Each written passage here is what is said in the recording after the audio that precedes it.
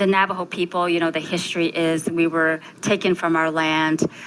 We were relocated, and the story is the long walk where our ancestors had to march over 300 miles to Fort Sumner, from Arizona to Fort Sumner, New Mexico.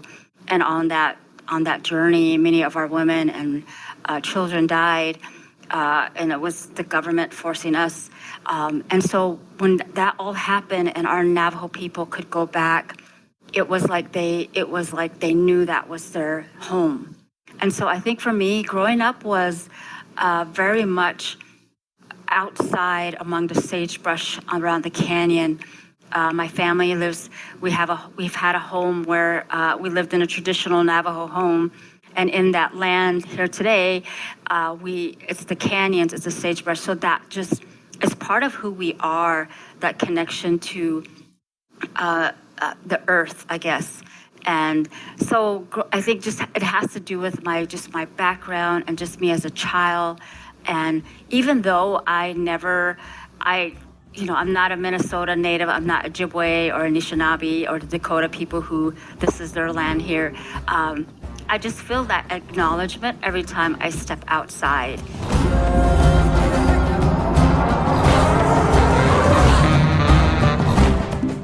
Welcome to the Yogi Triathlete Podcast. We are Jess and BJ, and we're on a mission to create a better world. We believe we're doing that by living the demonstration of what we see is a better world right now, and by bringing meaningful conversations of purpose to the endurance sports world. Our guest today is Verna Volker. She is a Hoka One Global Ambassador, a runner, a mom, and wife living now in Minnesota, but born into and is still very much a part of the Navajo Nation. Verna began her running life in 2009, and although it was originally a means for weight loss, she found what so many of us find, a journey within that drives us to expand, serve, and live with deeper meaning.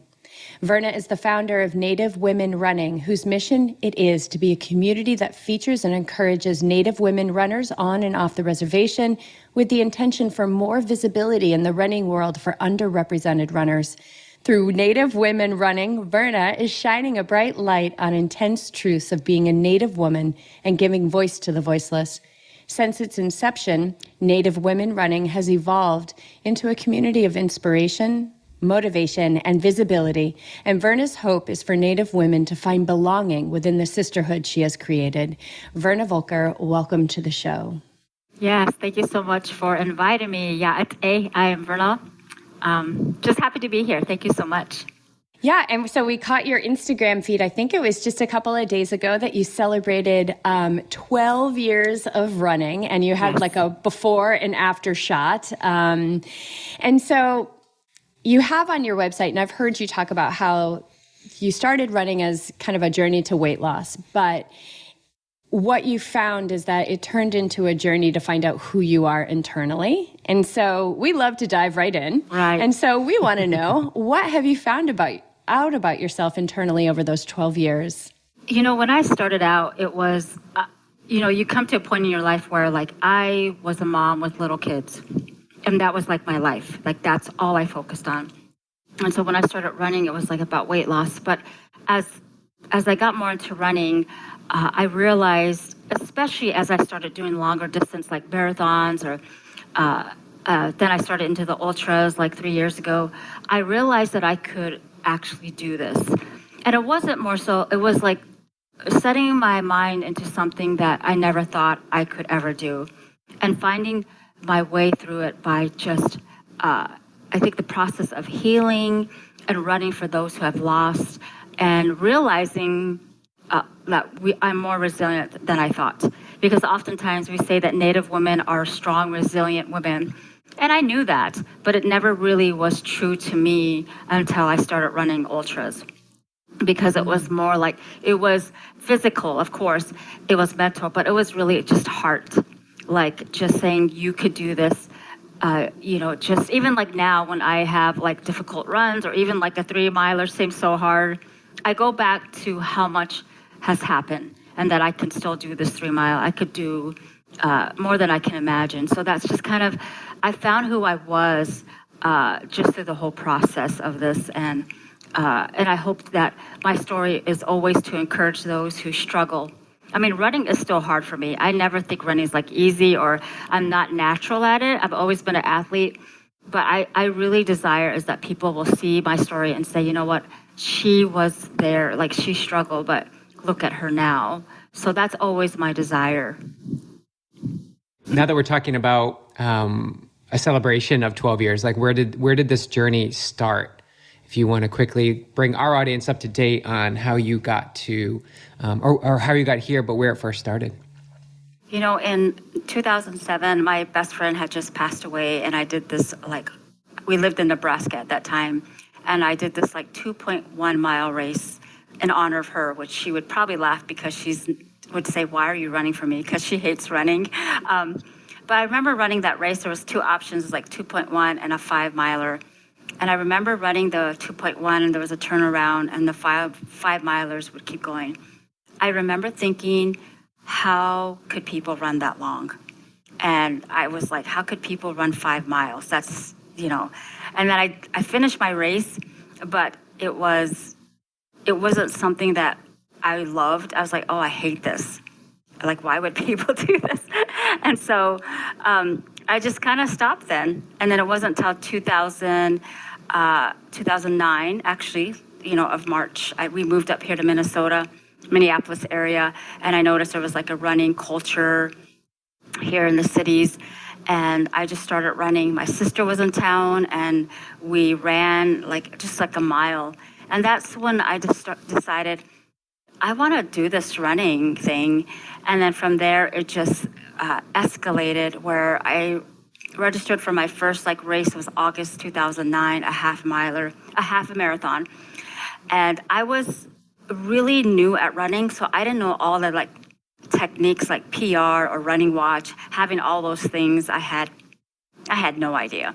So I was like, oh, okay, I ran 8 miles, so that's good training. And so then I ran this race, and I finished it. And by the picture that you see on Instagram, I was happy.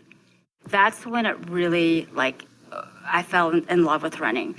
I went from half marathons to running ultras in the matter of these 12 years. And so that's how it started. And I finally, I lost weight through that. And then it was a time not also just to run, but just to get out of my daily life with kids. And so that's how it started. And Native people are really natural runners, and a lot of Native people run when they're young, and they said, I ran all my life. I wasn't one of those Native people. So yeah, now I really embrace running today. In that story of starting to just run because your sister was in town, we all know that Minnesota is cold, and that conditions do appear many months of the year. What got you out the door? What was compelling you to get out each day? Well, I've always been a person who likes nature, and I would just go out. And my husband is from Minnesota, and so he always showed me, growing up in the Southwest, I mean, we got snow, but we never got this minus 15, minus 10. But my husband told me, you just have to layer up and you'll be fine. Some Minnesotan telling you. So then from there, I just started learning how to dress in the winter. Layers. I mean, I've run 20 miles in minus 20 degrees, having to have making sure my hydration pack doesn't freeze. I put hand warmers around the water bladder. I was very creative. And so you just do it. And for me being in Minnesota, it can get pretty gray a lot during the winter. But I rather run in freezing cold temperatures than are 80 degrees. I became a runner here in Minnesota. I didn't become a runner when I was home, in New Mexico, where it's desert and it's flat. I wasn't running canyons or these mountains. I started here. And so it's been such an adjustment when I do go home.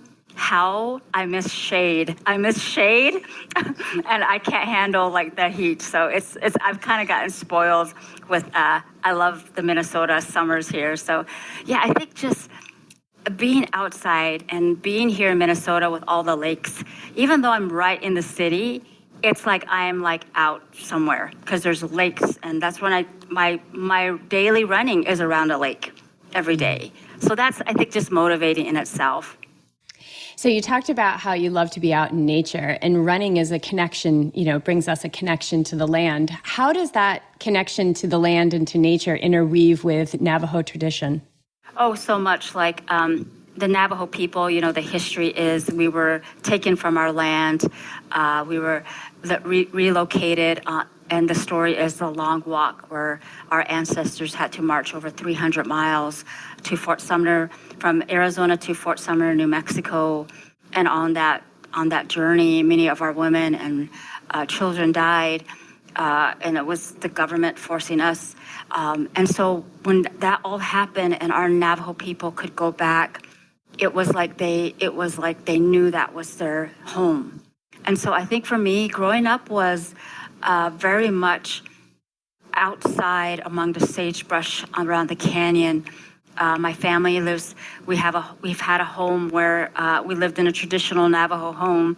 And in that land here today, it's the canyons, it's the sagebrush. So that just is part of who we are, that connection to the earth, I guess. And so I think just it has to do with my background and just me as a child. And even though I'm not a Minnesota native, I'm not Ojibwe or Anishinaabe or the Dakota people who this is their land here.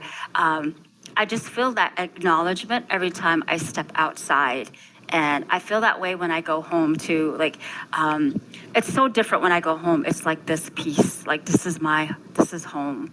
And so sometimes when you take things for granted as a younger, I'm just like, man, I wish I could go home. Like, I just have so much of appreciation for it, so much more now as an adult, and not living there has really given me that appreciation of where I came from and the land that my ancestors have been on, and my family who are there right now.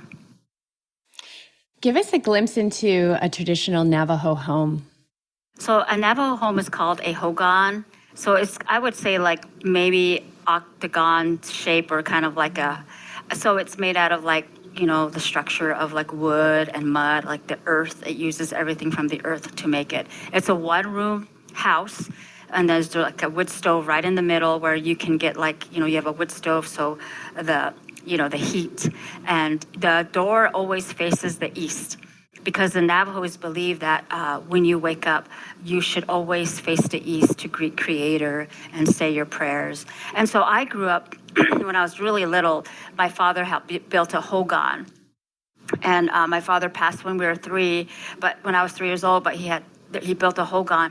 And I do remember, granted, I was young, I realized the memory that I still have of us just all sleeping in one room. Like that was just like, that was life. And I grew up without plumbing and electricity for a long time. So that home no longer exists, but I'm so happy to have that memory of living in a hogan. So that's how it is. It's so different from my life here, where, kids are like, I want my own room. It's like, I always say, let me tell you about when I was a kid. And they're like, oh gosh, Mom, we know. So yeah, that's a traditional Navajo home, yeah.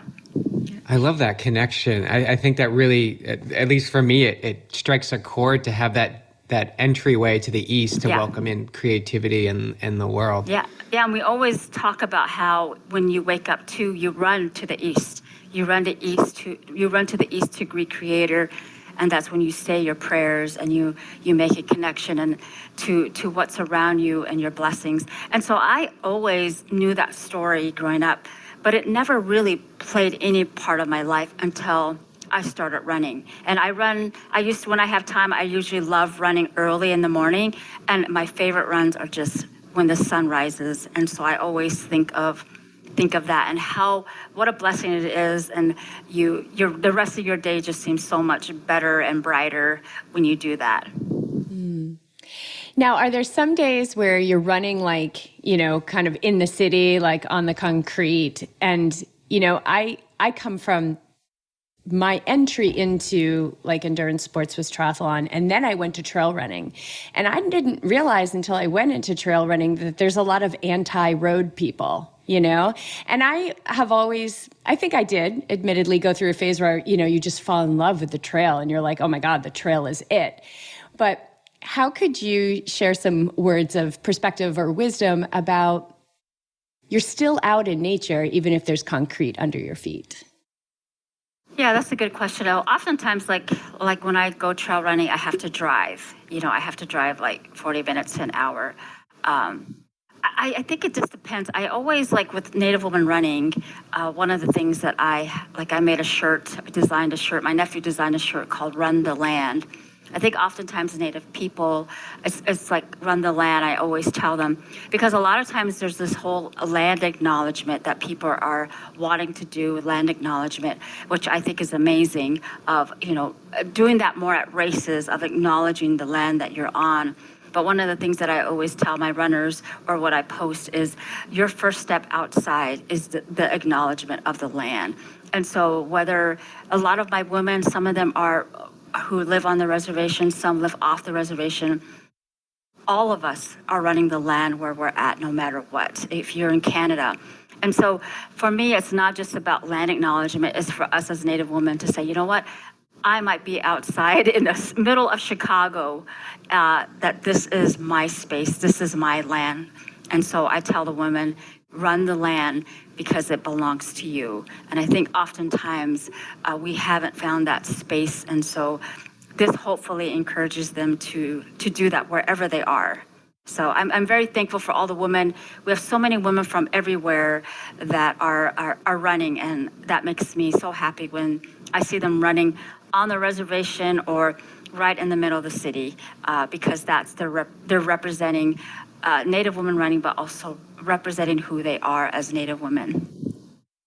I love that perspective. It really is like holding every step with reverence. We Right. get to run, we get to step out our door, that we have that kind of, we live in a society where we can step out the door and we can begin to run, and just, you're running the land. Right. And it's those mental preferences of like, well, I don't run the road anymore, and I only Right. run the trail, or that's the only kind of run that, I feel at home with. And really we're missing this opportunity to realize that we're running the land. I absolutely Yes. love that. That's so wonderful. The obstacles that show up, and I started with the weather, and now we're talking about terrain. So if you have that connection with your inner self and the just moving the body and connecting with nature, it doesn't matter what it is. These obstacles simply just fall away, and your purpose becomes higher than anything. No matter what shoe you wear or clothes you wear, Exactly. how far you go, it doesn't matter. Exactly.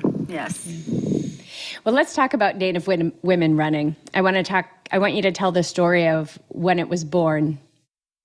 Yeah, so as I got more versed into like running, I realized there was like a social media. People were posting their runs on social media. And I started doing that on Instagram, where people would show their pictures. So 3 years ago, I noticed when I was scrolling through Instagram, I saw the same type of runner, the cute, white, blonde, fit. The mother who just had a baby and ran Boston back to her pre-pregnancy weight. And I never felt a belonging. There was a lot of Native people who were, shown, or popular Native runners that you would see in Runner's World, but it was very far and few. But I think for me, it was more like I didn't see myself. I wasn't one of those type that was like, breaking records, or one that was Olympic all these things. I was just a normal person, a mom. So I started doing my research, and I had some Native women following me on my personal account, and I said, hey, if I started this account, would you follow? And they said yes. And so from there, I share stories. A lot of times people think that it's part of being a membership, and I get messages, people saying, do I need a membership? I said, no. Basically, like with Native people in general, we tell a lot of stories. Our life is or even anyone. We have this, our family stories, our culture. And all I wanted to do was celebrate Native women, especially those women who never thought they would ever be highlighted or brought to some kind of attention. I think I see myself in a lot of that. Like when Hoka asked me to be one of their global ambassador, I literally cried on the Zoom meeting because I was like, if I get emotional with you guys, I'm sorry, but like I literally cried on the Zoom meeting because I thought, I was of course shocked, but at the same time, I was like, it was like, I never thought that I would ever be seen like as a runner. And so I want to celebrate women who are doing 100 milers, but I want to celebrate the mom who just started running. I want to give a platform for women who maybe just accomplished their 5K. And so I'm just trying to bring a positive light to our Native women in running and others to see, wow, these Native women are doing these amazing things. Because so many times, Native women are looked at, we're looked at through like costumes, like Pocahontas, or which overly sexualizes our women. We're looked at mascots and things that are very negative stereotypes of us, that we're alcoholics, that we're casino rich, and that we're just drunks, and that we're not educated. And so because of all that, I feel like Native women runners can share their stories and see that these stereotypes can be broken down and that people can see them in a positive light. So then from there, all I do really is, because people ask me if I do stuff behind the scenes, like doing different like partnerships or communicating with other running companies. But people are finally seeing us. It took 3 years, but people are finally saying, oh, what is Native women running? So especially after the whole Hoka announcement and people messaging me like about Native women running. But, just sharing these stories of women, that's all I do, is share their stories and highlight them. And I get messages from these women. Like, for instance, there was a mother who messaged me a couple months ago. She has 5 kids. One has special needs. And I just basically shared her story. And she said, you don't realize how much that means to me. And that literally, messages like that makes me motivated each time. Like, what I'm doing is what I'm supposed to be doing. So we are growing, and I'm very excited about that, and I'm thankful that people are finally seeing Native women running. And I'm all about everyone being part of this. There's room for all of us, and that even though my platform is an ambassador for Hoka, I don't want ever like for pride or anything to ever take away from the work that I'm doing, that it all goes back to those women who are following me on Native Women Running, who are sharing their stories. It's because of them, it's where it's at today. So I always give credit to all of them who have made it what it is today. And what a great, I was just thinking, what a great time for this, because all races are stripped away. Right. And what are we asked to do? We're asked to find out what our love is truly in this experience of moving the body. And why can't it be simply going out and running, or walk, or hike, right. or being outside? Why can't it be that? I think we look at a lot of things as momentum and power to keep us separate. Like we're always about, we want to be separate for some, make us unique, which is, we're all unique. But I think when we look at it from the higher perspective, we're all a community. We're all just trying to feel better. We're all dealing with some sense of unworthiness and some sense of fear and doubt. So why don't we just get in all of this together and just share it? Like, it should be shared. It shouldn't be hidden. Exactly. These are the things we need to speak about. So given that platform, I'm sure you've received just amazing feedback. And I was going to ask you to share one, but it sounds like that was a pretty powerful one. 5 children, and amazing. Is there anything else you've experienced, that story that has just really like moved you? Yes, there's a lot of women who have, when we talk about running in general, oftentimes for Native people, it is about accomplishing something. It's about PRs, but really, as I've seen in the last couple of years, it's actually about healing. We have a lot of women, and also myself, who are healing from like trauma. We have this historical trauma as Native people, but it affects us personally, like all of us. Like if you hear my story, I've had like a lot of loss. I mean, I've had 3 siblings and my father passed.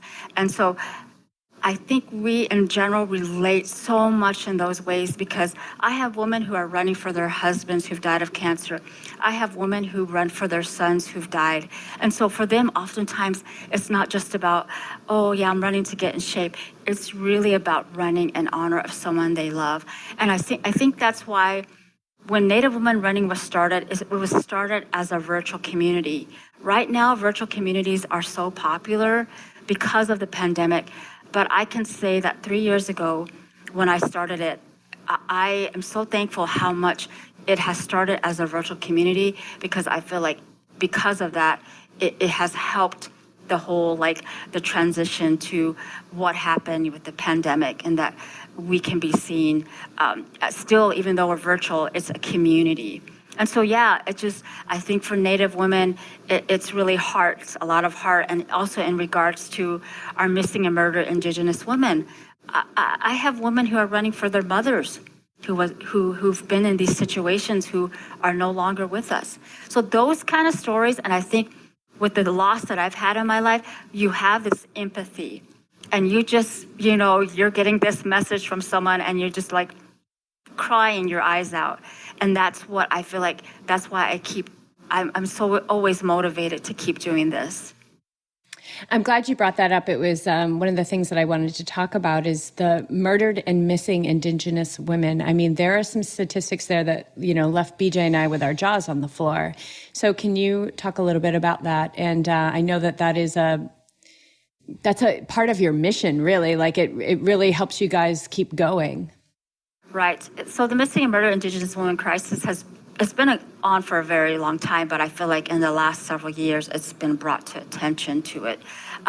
Native women and Native people in general in the United States, we make up like 2%. So in regards to Native women, if they go missing or murdered, the percentages are really high. So in 2016, there was a study that Urban Indian Health Institute out in Seattle, Washington did, and that was 2016.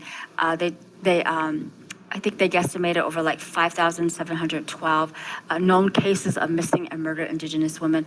Only 113 were actually recorded in the Department of Justice database.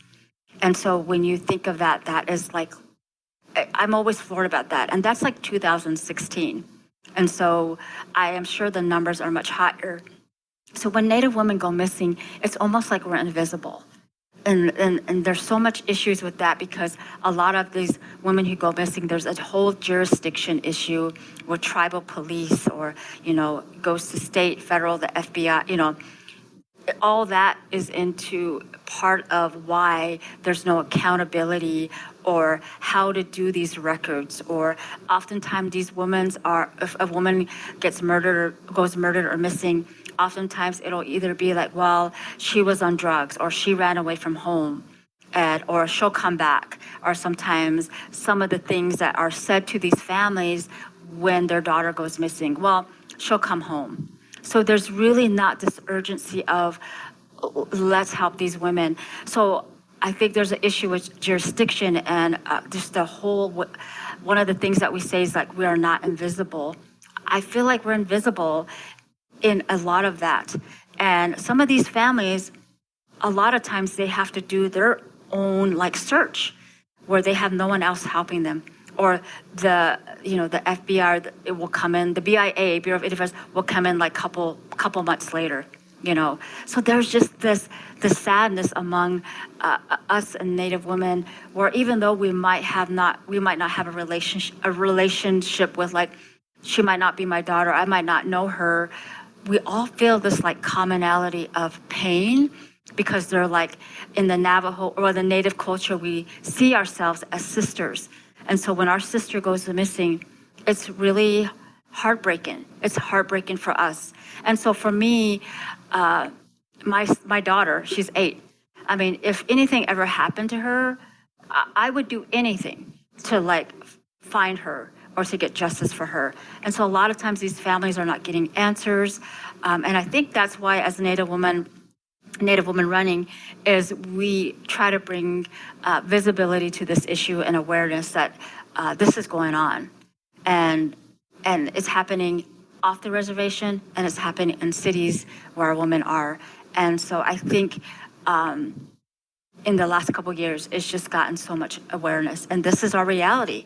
And it's sad to me, but what can we do? We can just bring awareness. We can support these MMIW organizations and so on.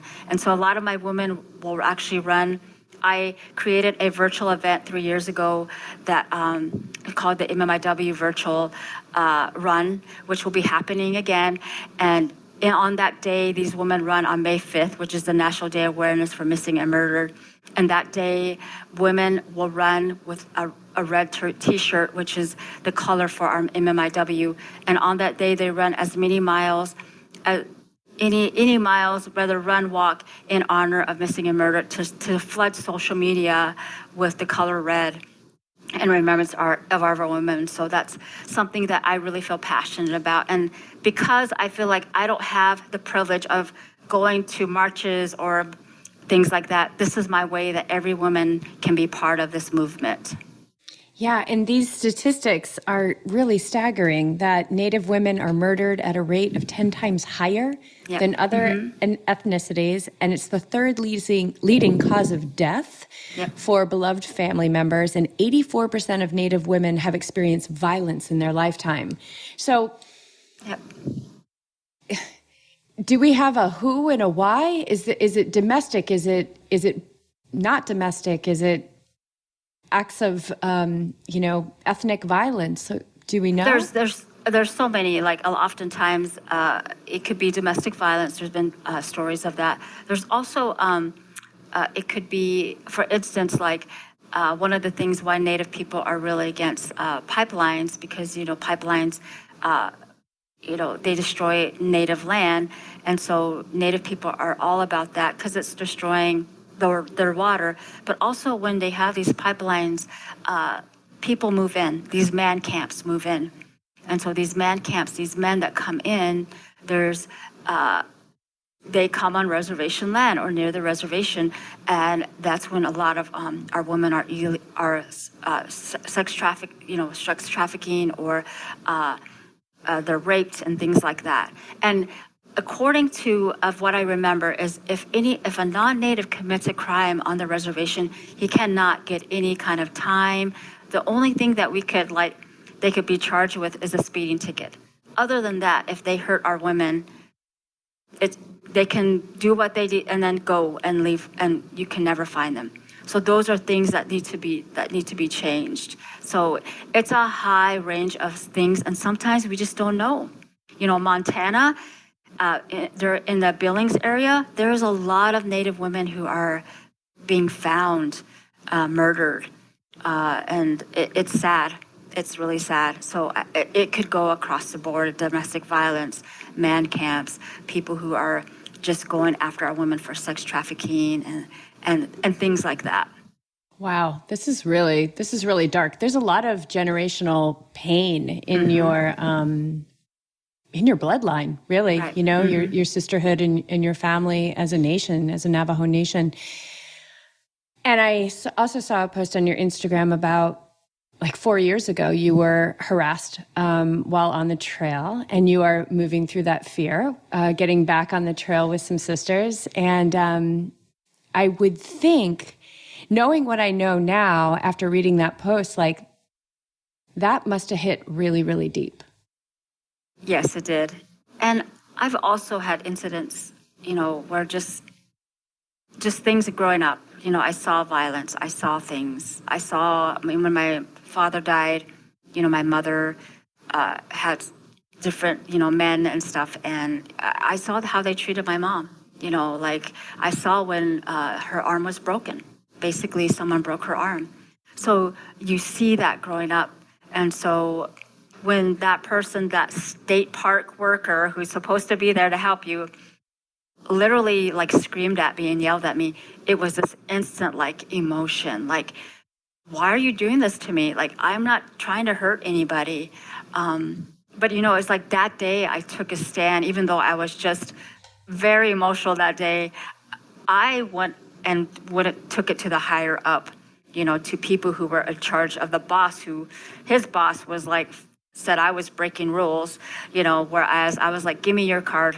I want to talk to your supervisor. So I think it gave me this empowerment too of standing up for myself during that time. And it was good to go back to that trail because it was a little hard, but at the same time, it was like, I have to face this. So yeah, I think all of it connects in that way, especially during that time. Yeah. And fear isn't always the reason not to do something. Fear many times is the reason to do something. So when you went back on that trail not too long ago and you had support with you, how did you move through those moments of fear or remembrance of that fear? It was just interesting because everything kind of flashed back to me, like during the trail, like running. And we were supposed to go to the spot where this all happened. So my 3 friends were like, we got to get there so that we could just you can just let it go. But we weren't able to have access to that. So we found a spot and they just made sure just to reassure me that they were there, how I was feeling, and just kind of working through that. It almost gave me this more of like a motivation to just not let that bother me. And I think back and I'm like, oh, I should have done this. But I just, now I think, don't you ever treat any woman like that, on the trails who wasn't like doing anything wrong. So just giving me this empowerment that day where I was even actually thinking, oh, maybe I should go there this weekend, I think it would be a little bit different if I was by myself. At least I had like 3 women with me. I think if I was to go alone, it'd be a little bit different. So maybe that's one of the things I need to do is try to face that alone. So. Yeah, we're always working on some sense of some sense of up leveling. It's like just when we think we have it, we're like, yeah, okay, I'm unstoppable now. And then something else floods into our life and we're like, are you kidding me? Like I need to step up my game again. But you lead such a oh man, it's just so empowering to I'm just picturing myself right there with those 3 other women. And they've got your back, but you have their back. And now that spreads through their communities. And then this trickle effect happens where we shouldn't really neglect that swirly sensation inside that says like, this doesn't feel right. And I think all too often we start to backpedal into our habits of just, let's not rattle a boat. Let's not shake things up a little bit.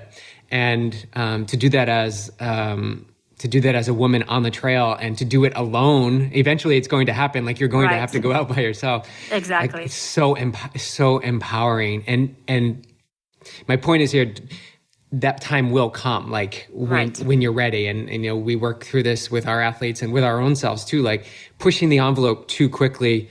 You're playing with a little bit there. And if it goes the other way, it may not feel comfortable, but when you're ready, and you embrace that just sets the momentum in a different direction. And it just, wow, you don't know where it's going to take you. The same thing with your Instagram account. I love that you were so, you're like, are you going to follow this if I set this up? Like, that's how we are. We're like taking little tiny steps, but then look at where it's at now, 3 years later. Yeah. Relentlessness. You've got a ton of relentlessness in you. I try. Where does that come from? Who in your life is relentless like that? Really empowering? My sister. Yeah. So the story is, I'm so sorry, I'm just getting emotional, but my sister... It happens on this show. It's okay. Oh my gosh, it's you guys. So my sister, she's my older sister. In the Navajo culture, the older daughter is the matriarch of the family. And so my sister is the one who, when my father died, she took control because my mother was an alcoholic. And so my sister's the one who quit school, got a job, and made sure that we got an education. And so she is like, she doesn't realize how much the mom I am, the person I am, is because of her. I mean, she made things happen. Like she made Christmas happen. I mean, we were like just poverty level. We had so much loss around us. And my sister somehow made Christmas happen. And so I think because of her, she is up there, and it's because of her, I think, is where I'm at today. And she made sure that I got an education, especially us younger siblings, because there's 10 of us. And so she's like the oldest sister. And because we've had siblings who've passed away, she's the one who's had to plan the funerals. She's the one who has to call us and say, your brother died. We want you to come home. Like she is the one where when I go home, she tells me to come with her to the funeral home. Like she is the stronghold to our family.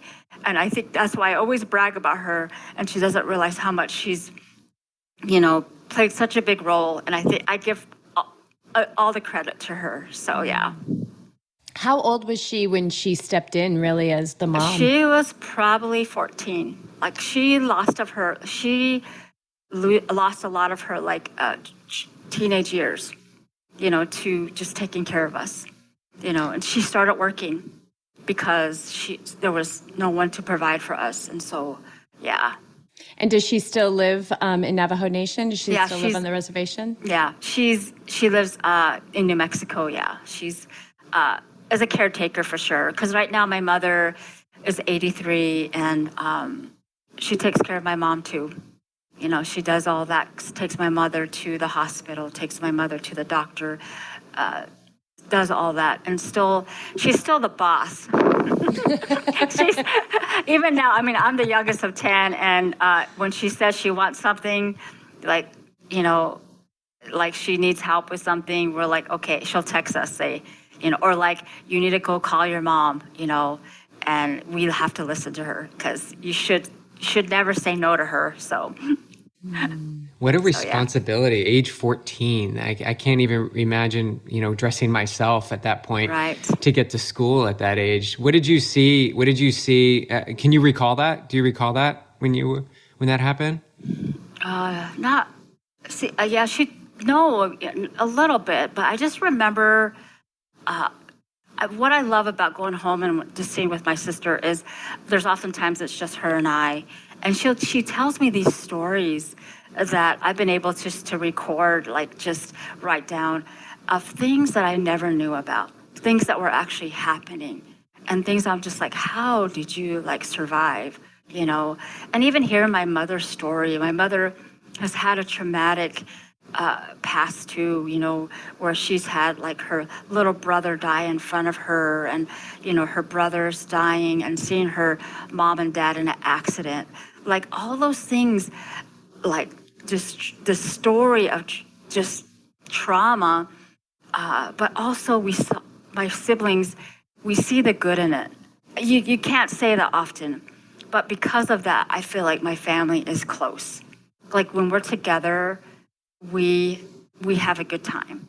They still, from afar, love my kids, look forward to us visiting. And there's something about, because you grow up in a family that, a lot of things happen, bad things happen, somehow you find joy.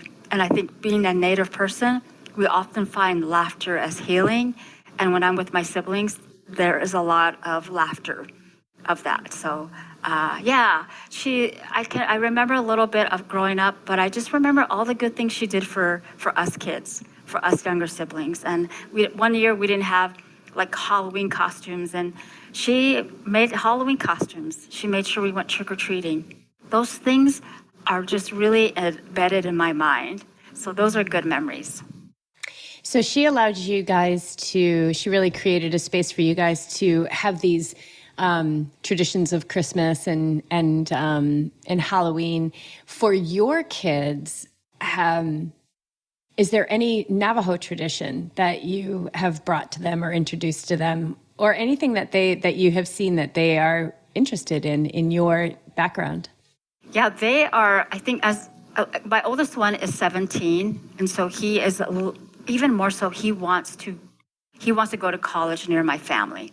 because he wants to see how my family, like just to have more connection with my family. So my kids are always interested, and when we travel home, every summer we travel to New Mexico in a van, the whole family van.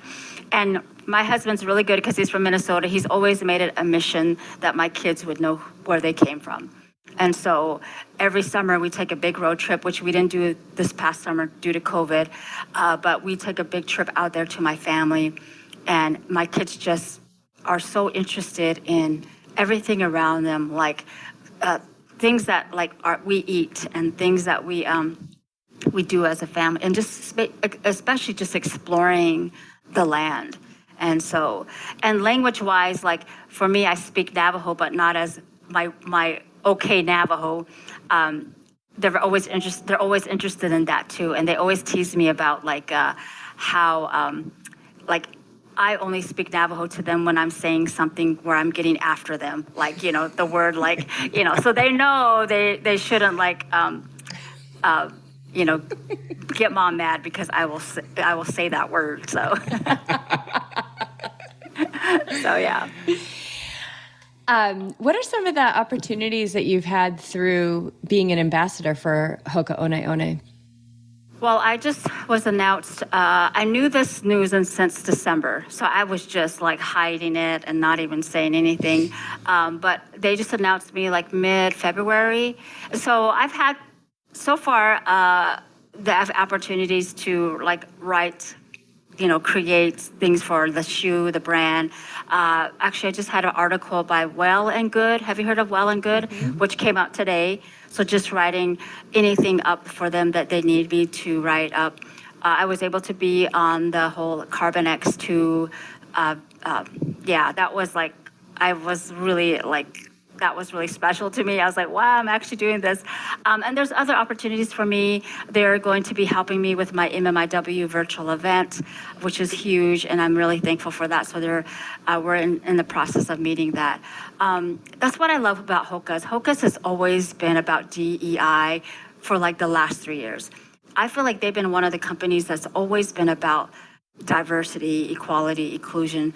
Before it was even popular, I feel like it's becoming very popular now, and people are finally seeing the systemic racism in running itself. And I feel like Hoka's has already been working with that for a very long time. And so, so I have different opportunities coming up that I'm working on. So yeah, there's a lot. I'm supposed to run a race, so that they're willing to sponsor any sponsored Hoka race. So I'm looking forward to those kind of things. So whatever they tell me to do, I'm doing it. So what did we were so glued to the screen for that race. What did you take away from Jim Walmsley's epic attempt at that world record? Just amazing. I mean, that guy is it just seems so effortless, when it just seems okay, I'm running, so I've always been impressed with him and just the humility that he has. So, yeah. Yeah, one of the things that I've heard him talk about is, just letting go and moving on. So he has an amazing race. It's let it go, move on. He has a awful race, let it go, move on. Move on, yeah. And with you, right, you've had so much opportunity in your life to cast yourself as a victim, your background, your family, your nation, the things that have happened to you. And instead of doing that, because we always have a choice, right? Mm-hmm. Just like your family, you're choosing to see the good, you're choosing to be powerful, you're choosing to be inclusive. I love that. I follow Native women running. I want to be a part of it, right? I mean, right. And I'm Irish. Right. And now you've got yourself aligned with an amazing company like Hoka, who is inclusive. And how can we all be a part of the May 5th event? Will there be more information coming out about that? How can people find out about it? Just follow my Instagram. I'm definitely, it's in the works right now. And so, yeah, I always encourage people, because people will say to me, especially with Native women running, when there's an event, is it okay? I'm not Native, but could I be part of it? And I am one of those people where I'm even though I had created a space for Native women runners, I'm all about people coming to join us and supporting us in these events. So once I announce it, I welcome everybody to be part of it. Anything that I do on Native women running, granted, if you're not Native, I am all about having people support us and coming alongside us and saying, hey, I want to be your friend. I want to support you. I think oftentimes we don't have that. And right now I have a event with 4 running groups for International Women's Day, a free virtual event where we just collaborated. And 2 of them are one is in Boston, one is in New York City, one is in a group out in Atlanta, Georgia, one out in California.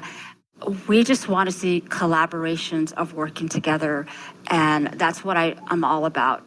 So yeah, so just follow us, and you will see that announcement. And what's the vision for Native women running? Oh, I get a lot of that. So Native women running is growing faster than I can keep up. I am alone doing all this, and so and I have my teenage boys who help me with the website and any kind of stuff like that. But I would love to someday have an ambassador program where I have different women, Native women, who are leading groups all over. We call it Turtle Island, from Canada down to South America, like this Turtle Island, building this community in their area. I've had people out in Canada, First Nations people, reaching out to me saying, hey, I want to start a Native woman running group. And I don't have any kind of system yet or any kind, but I see the need to have these ambassadors and say, hey, you are living in Phoenix, Arizona, you're Navajo. I would like you to start a group there and building communities in their area. Because I oftentimes get people say, hey, is there a Native woman running group out in New York? So my mind is already like moving, like we should get a group out there, So, and I think that's my hope, and just doing events that matter to the women. I think sometimes we can create all these things, but I've had these focus groups where I ask women, what do you want from Native women running? And so they are able to just let me know this is what they would like to see more. Because even though I could create every program, for every woman, I could do so much, but I definitely always try to get the women's feedback because they are Native women running. And if they want a session on coaching, let's do that. And so, so there's a lot of things in the works, and a lot of stuff right now has to be on hold, like more like in-person stuff, just due to the pandemic, because our nations have been really affected by it. The Navajos, last year when everything happened, I was very careful of, even now, just expressing as a founder of Native Women Running, we can still, there's a lot of prayer runs, land runs, there's a lot of virtual events, but please remember, there's still a pandemic. And you might not be personally affected by it, but someone has. And so from that, talking that as just heart, because my son got COVID and he got really sick. And so for me, it affects me personally. And so I try my best to give that balance and get that message out to say, hey, you can still run, but please just be careful. I guess it's maybe that mother in me. I'm not trying to be bossy, but I truly care for people, and I don't ever want to be in a position where someone got sick or someone got something in regards to COVID, because I would feel really bad. So I'm just very cautious and very careful on how my events have been far and few because of that. And as you move forward, this just this hit that you had really out of frustration to create, that you weren't seeing runners that looked like you, and it becomes now this thing that is growing so fast. And, off the mic, we talked about the possibility of you now starting a podcast and sharing, the voices of these women in a new way. What do you have to say to somebody who's kind of has that hit on their heart? I think what's so cool about when we find a purpose in our life, it comes in so many different ways. And for you, it was frustration. For somebody, it could just be this thing that they've been hearing their whole life that they want to do, but maybe they're stuck because they don't know what it's going to look like or how. And so what would you say to them? I just feel like it's not just saying it's not going to be easy. It's going to be hard. And I think because of how hard it's going to be and how challenging it is, there is going to be, it's going to flourish. It's going to happen. When Native Women Running was created, I never thought it would come this far. And it was challenging. It was 3 years. Granted, I've had people who are not happy with how I run it.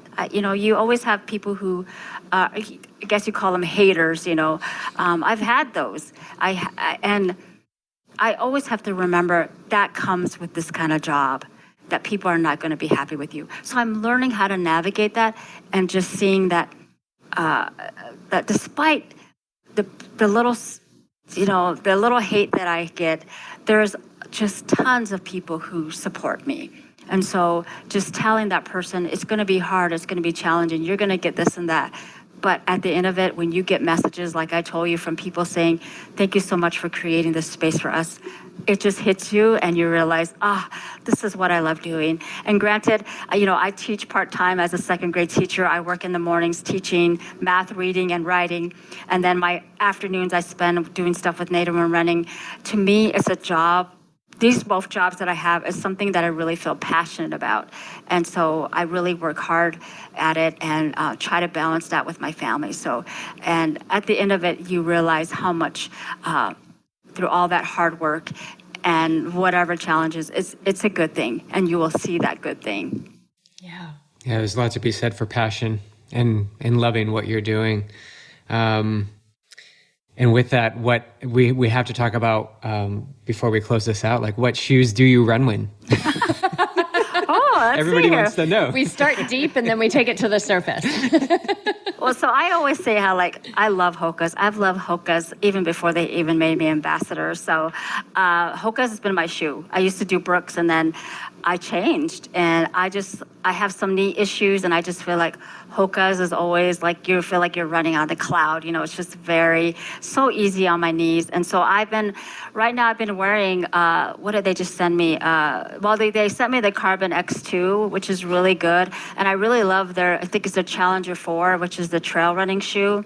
So that's kind of my favorite right now. And so it's been kind of fun because now Hoka just sent my boys some shoes. And so I just feel really special that my teenage boys are wearing Hokas, And so this is a funny story. But my son, who was on Instagram, he said, Mom, I was at school today and I saw a Hoka advertisement and there you were. I said, how did you feel? Because, he's a teenage boy.